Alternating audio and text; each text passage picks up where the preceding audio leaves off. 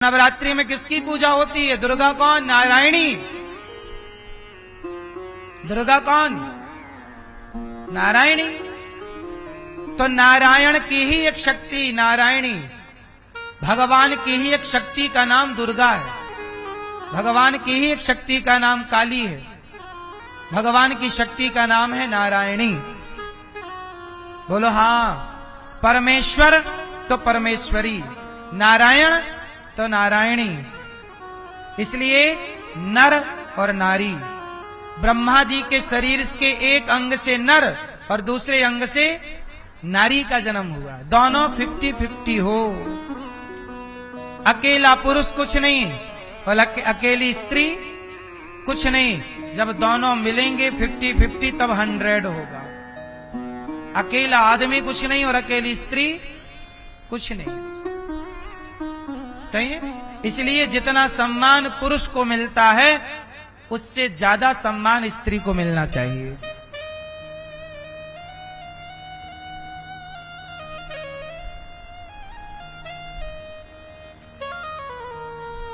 लेकिन एक बात यह भी याद रखिएगा कि स्त्री का सम्मान होना जरूरी है। पर आजकल ना माताएं, न्यूज चैनलों वाले, कुछ न्यूज वाले क्या बोलते हैं? हमें धक्का मार दिया, हमें कह दिया, हमें है?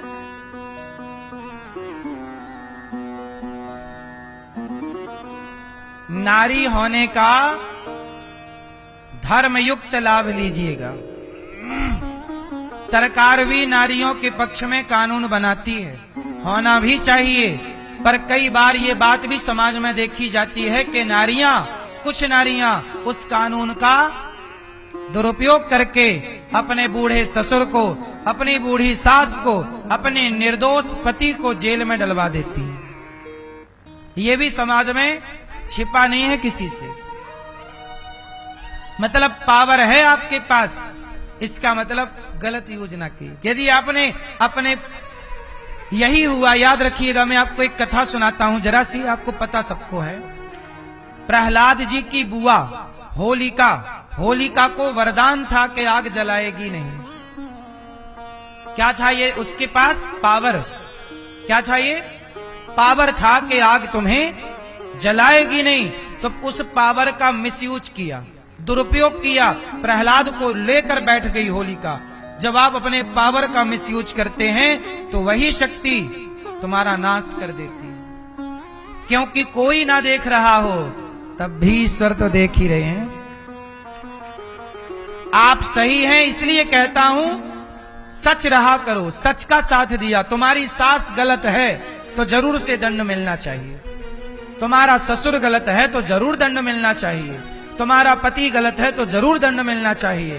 पर तुम्हारी सास पवित्र है, तुम्हारा ससुर शुद्ध है और तुम्हारा पति सदाचारी है, अच्छा है, तो उस निर्दोष को यदि तुम दंड दिलवाओगे, इस दम पे के कानून तो हमारे पक्ष में है, तो कानून स्वाभाविक तुम्हारे पक्ष में है। लेकिन ईश्वर क्या तुम्हारे पक्ष में खड़ा होगा? ईश्वर यदि ताकत के साथ खड़ा होना शुरू कर दे तो ताकत दुर्योधन की सेना में ज्यादा थी, लेकिन ताकत के साथ कभी नहीं खड़ा होता भगवान सदा धर्म के साथ खड़ा होता है। वो धर्म भले 5 लोगों के, 5 पांडव कितने हैं? 5। कौरव कितने हैं? 100। पांडवों की ताकत कम है, जबकि कौरवों की शक्ति, कौरवों की ताकत ज्यादा है, पांडवों की सेना कम है, कौरवों की सेना। लेकिन भगवान किसके साथ खड़े हुए? याद रखिएगा, गलत को गलत जरूर कहना चाहिए मेरी मां, पर सही को कभी गलत नहीं कहना चाहिए।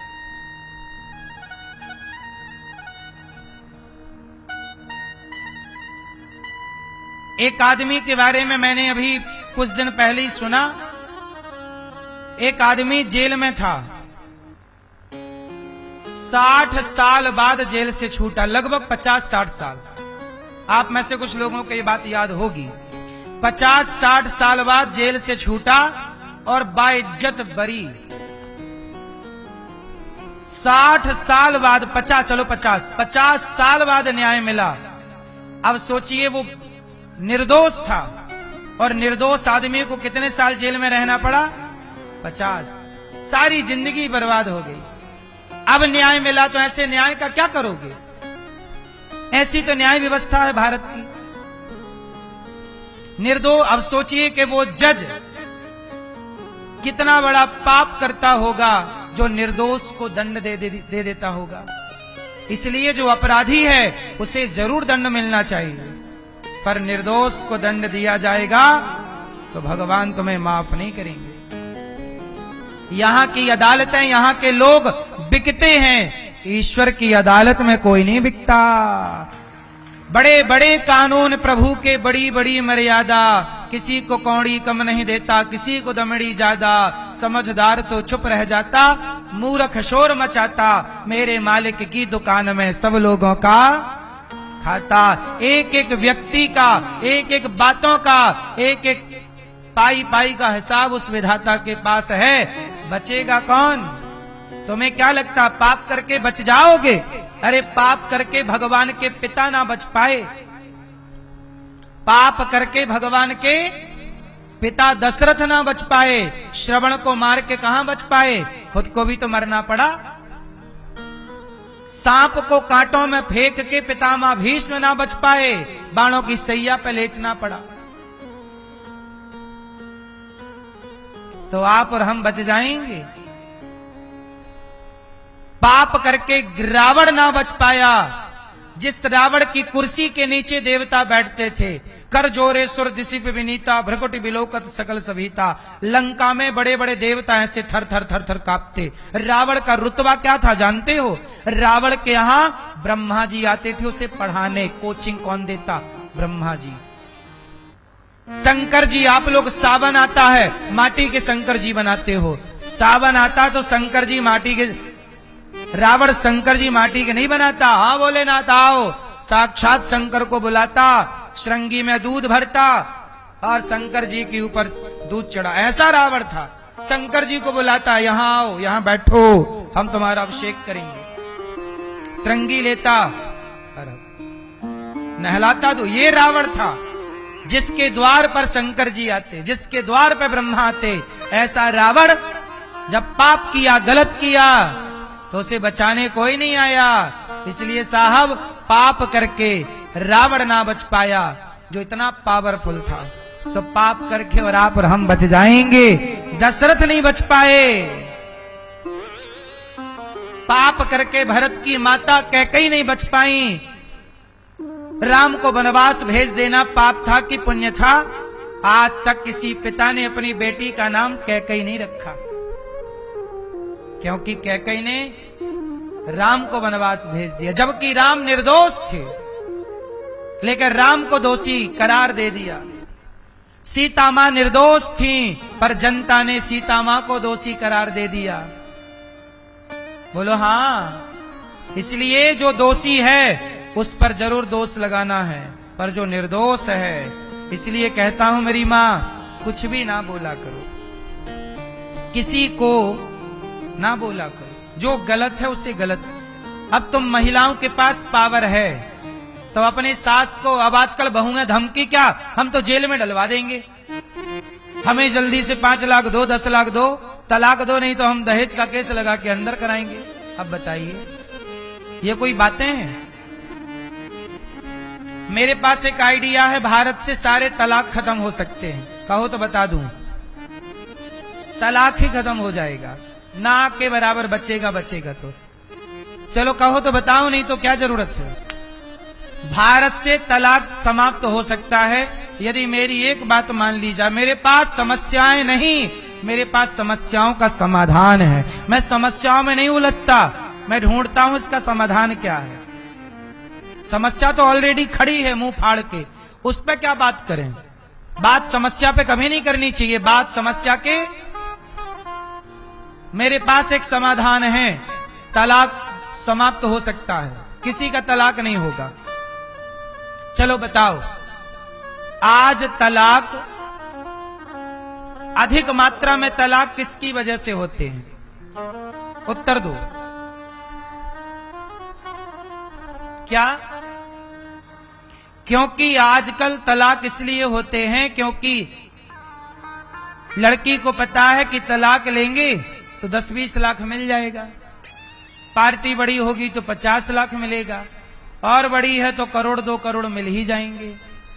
एक बात बताओ, चाइना में तलाक नहीं है, इतना बड़ा देश है, चाइना में तलाक नहीं है। क्यों नहीं है? क्योंकि वहां की सरकार कहती है कि आपको तलाक लेना है ले लो, पर आपको मिलेगा कुछ नहीं। हमारे भारत में भी ये हो जाए कि तलाक लेना है ले लो, पर मिलेगा 1 रुपया नहीं, फिर ले लो कोई तलाक।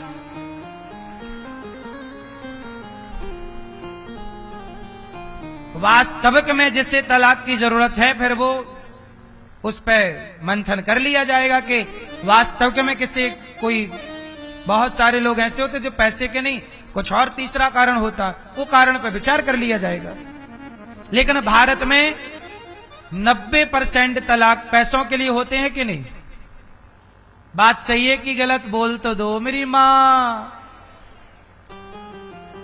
10% दूसरे कारण होते हैं, लेकिन 90% तलाक किसके कारण? काय के कारण? पैसे के कारण। अब ये नियम बन जाए कि भाई तलाक मिलेगा पर बदले में कुछ पैसा, तो फिर लड़की सोचेगी, लड़का सोचेगा यार अब इसके साथ शादी कर लिए हैं, चलो अब जैसी है जैसा है चलो अब निभाते हैं, दोनों निभाएंगे। अभी तो ऑप्शन है ना कि यार तू ना सही दूसरा सही, पैसा मिल जाएगा 10-20 लाख, अपना दूसरे के संग रह लेंगे। ये बात लड़की पे और लड़के पे दोनों पे लागू है। जब ऑप्शन होगा, बच्चे के पास 4 खिलौने होंगे ना, तो 5वीं की तरफ भागेगा, और कोई दूसरा ऑप्शन ही नहीं है, एक ही खिलौना है, तो उसे उसी के साथ खेलना पड़ेगा। ऐसे ही है कि रिश्ते पहले ऑप्शन नहीं थे, पुरुष के पास भी ऑप्शन नहीं था दूसरी औरत का, और स्त्री के पास भी ऑप्शन नहीं था दूसरे पुरुष का। आजकल ऑप्शन बहुत, वैरायटियां बहुत हैं।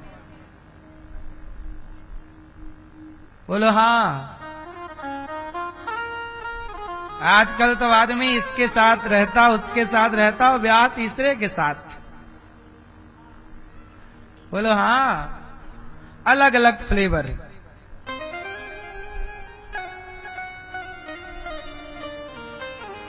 ये सब चरित्रहीनता है। चरित्रहीनता रोकना हो तो एक सिद्धांत पक्का कर लो कि हमारे पास हमारी पत्नी के सिवा कोई ऑप्शन। राम के पास कोई ऑप्शन था?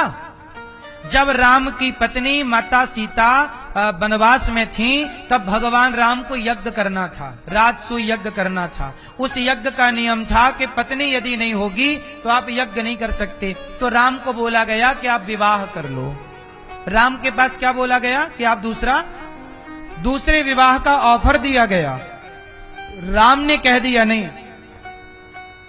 मैं अपनी सीता के अतिरिक्त किसी और नारी को पत्नी के रूप में स्वीकार नहीं करता।